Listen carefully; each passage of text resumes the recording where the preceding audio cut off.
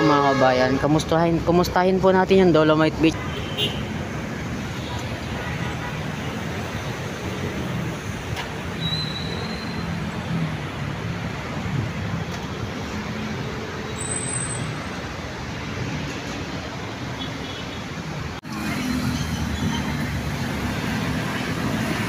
Ayan. So dito po tayo sa entrance. No? Punta tayo na entrance ng Dolomite Beach.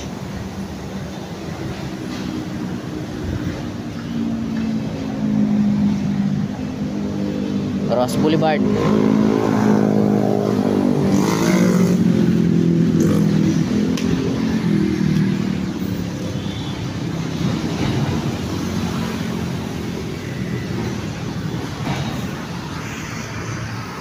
Yan.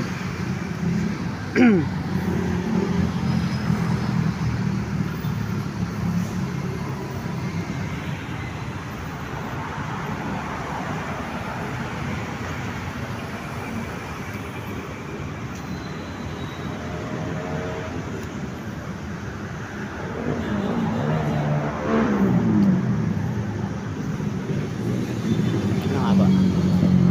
Check na box yan. Sige. Pagkain plastic bottle po. Wala po. Yung ano lang, yung tumbler lang. Ayan at dito na po tayo sa narinig nyo po yun kasi po mga kabayan, bawal dito pagkain tsaka yung plastic bottle, bawal. Pero pag nagdala kayo ng tumbler, narinig yung sinabi ng security guard, ganun lang naman. Bawal kasi dito yon. Kaya pag pumunta po kayo dito, ang dami palang nahakot na basura dito. Yun nga po, ang daming nahakot na basura. Dito tayo sa gilid ng CR. Ay marami naman po namamasyal kahit papaano, kahit medyo umaambon-ambon po ngayon dito. Ayun nga po yung entrance.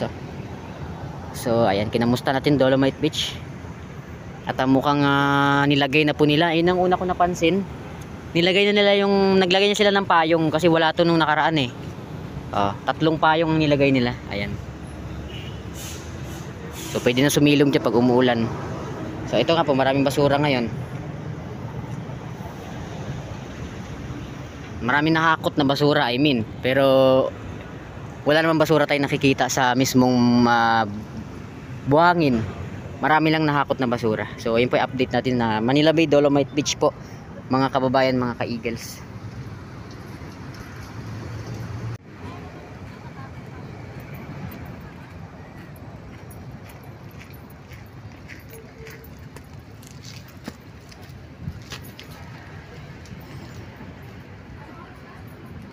Yan mga kabayan, so kitang kita pa rin po yung talagang angking ganda nitong Dolomite Beach. So ito nga po ay isa sa mga ligasiya ni Tatay Digong, dating Pangulong Rodrigo Duterte, na parte lamang po ito ng Manila Bay Rehabilitation. So ayan po umuulan po ngayon dito So ayan, pero marami pong namamasyal.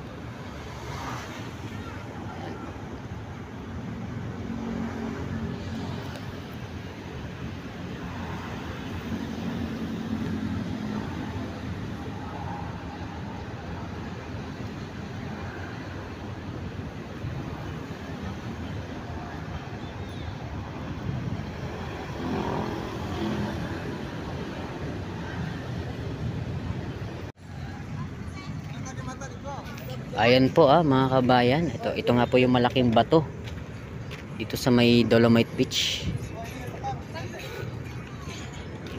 Ayan, update pa rin tayo, Dolomite Beach. Ayan, kinamusta po natin.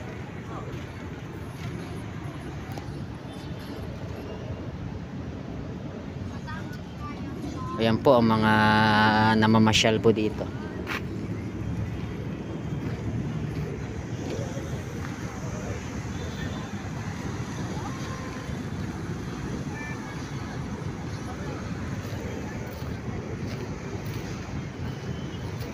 Ayan nga po yung update natin, no? At meron na po siyang 3 payong.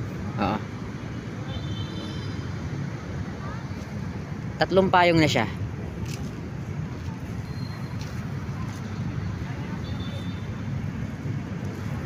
So, kaya nga po yung mga kababayan natin ay may masilungan na kapag umulan or mainit. Nung nakaraan kasi nawala yung mga payong na yun dahil sa mga bagyo eh.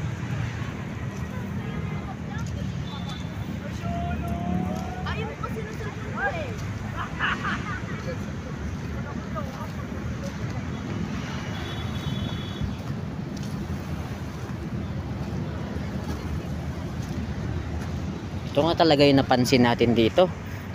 Dahil ng panahon ni PRRD ay pantay na pantay po yung puting buhangin nito. Pero ngayon tingnan nyo, kulay gray na siya, dark gray. So maganda lang po talaga yun dito sa may gitna. Pero pagdating dito sa may dalampasigan eh, hindi na po maganda tignan, no? Hindi na siya puti eh, kulay dark gray na siya. Oh.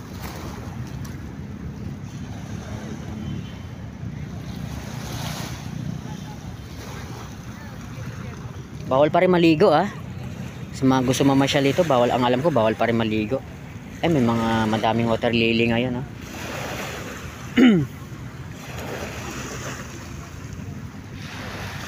Ito lang talaga yung nagpasira ngayon. Kumpara noong time ni PRRD ay sobrang ganda talaga nito dati. Pero ngayon tingnan nyo, ito na itsura niya.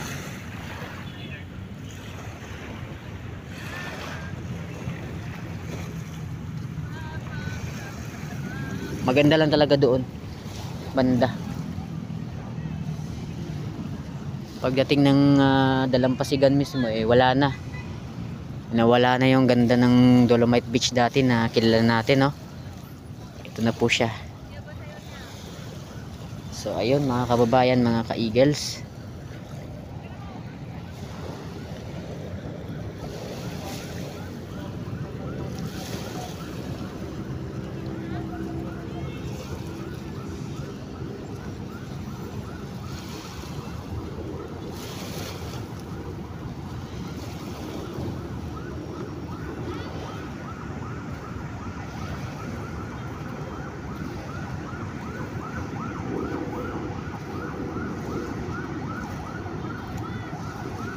actually nasa phase 2 na po tayo.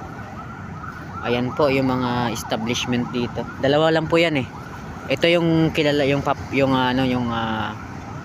popular na establishment dito, yung Mandamos, na sa ngayon eh sa nakikita ko close pa rin.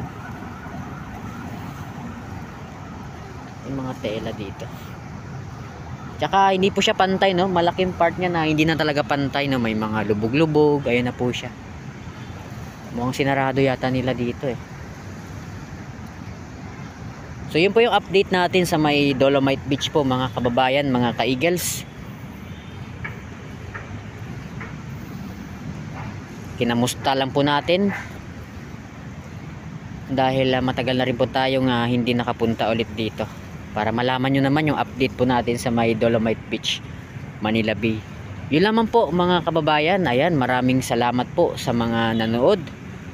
Don't forget to like, share, and subscribe my YouTube channel. Maraming salamat po.